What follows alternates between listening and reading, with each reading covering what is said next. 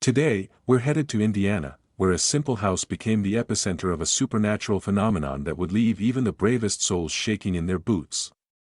Grab your ghost hunting gear, because we're about to unravel the chilling tale of the Indiana Demon House incident. Located in the small town of Gary, Indiana, this house was an unassuming, two-story structure at 3860 Carolina Street. Built in the 1920s, it was home to many families over the decades. But in 2011, the house gained notoriety when the Ammons family moved in. What started as a new beginning quickly spiraled into a nightmare. The Ammons family consisted of single mother Latoya Ammons and her 3 children. They were ready to start fresh, but little did they know, they were walking straight into a horror movie. Shortly after moving in, strange occurrences began to plague the family. It started with the sound of footsteps, strange noises at night, and even the feeling of being watched. Classic horror film stuff, right? Things escalated quickly. The children began to experience terrifying visions, claiming they saw shadowy figures and felt a heavy presence in the home. But it wasn't just the kids who were affected.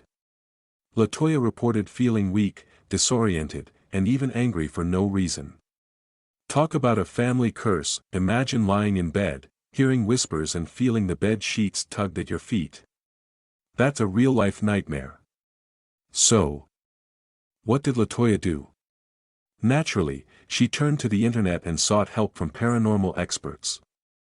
But, believe it or not, things were about to get a whole lot weirder. In November 2011, Latoya contacted the church and local authorities, leading to a full-blown investigation by the police and paranormal teams.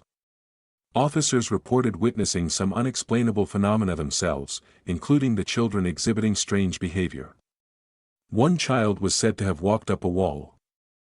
Can you imagine being a police officer and witnessing that? The family's case drew the attention of the paranormal community, and soon enough, the infamous demonologist duo, Ed and Lorraine Warren, were called in to help. Ed and Lorraine Warren, known for their investigations into the Amityville horror and countless other cases, arrived at the scene. They believed the house was a portal to the demonic realm. They conducted their own investigations, performed blessings, and even claimed to have encountered multiple spirits in the home. Imagine walking through a house with these two legends.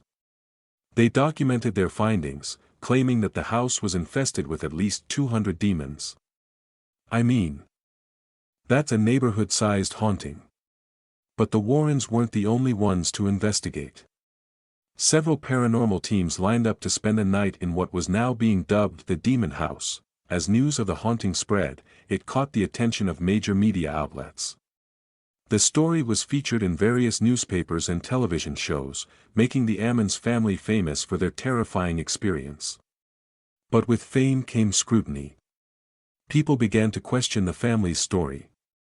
Were they telling the truth, or was it an elaborate hoax? Critics suggested that the family was seeking attention or financial gain. Some even claimed it was a mental health issue.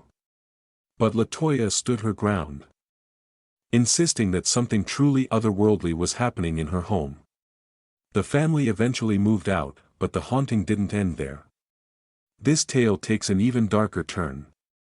The house was eventually purchased by paranormal enthusiasts, who hoped to document the haunting for themselves. They filmed a documentary and even conducted their own investigations. But here's the kicker: the house was demolished in 2016. Yes, the very ground where the haunting occurred was wiped clean, but whispers of the incident continue to echo throughout the paranormal community. Rumors abound that the spirits still linger in the area. Some locals claim to feel an eerie presence where the house once stood. And you know what?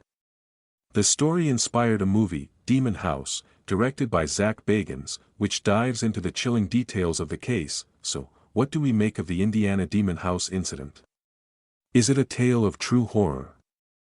Or a sensationalized story? The truth may never be known, but one thing is for sure: the legacy of the Indiana Demon House will haunt the minds of those curious about the supernatural for years to come. Now it's your turn. What do you think? Was this family truly haunted, or were they just seeking a bit of fame? Have you ever experienced anything paranormal? Share your thoughts in the comments below, and don't forget to like and subscribe for more spine-chilling stories. thanks for joining me on this ghostly adventure. Until next time, keep your lights on and your doors locked, because you never know what might be lurking in the shadows.